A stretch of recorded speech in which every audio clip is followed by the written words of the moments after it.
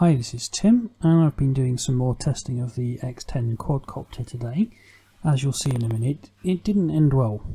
So this may be due to something that happened yesterday when I was working it on the test bench, and I ran the motors up to about half speed and then lowered them down again, and all of a sudden there was a pop and a big puff of smoke came out of the electronics, and the motors all stopped and it smelt like burnt electronics.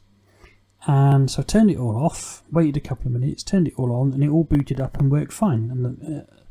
And so kind of thought, oh, that was a lucky escape, and then took it out today to fly it, and as you'll see in a minute, it worked fine for a little while, although the flight was a little bit bobbly, especially there was quite a stiff breeze today, so it was bobbling a bit in the wind.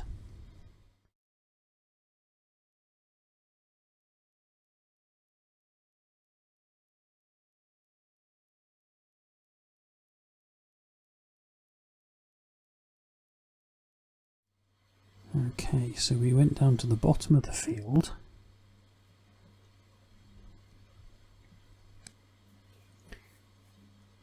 And it's all working rather well at this point.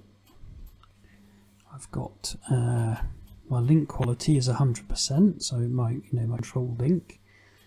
And then I decided to take a low run along the bottom of the field and do some slow speed maneuvers, and so I went to the far corner of the field to line up and turned around, and as we came in, it just pitched over backwards and fell out of the air, and everything disarmed, and the flight controller was completely crashed at that point, and it wasn't responding to any commands from the radio control. So not quite sure what happened there.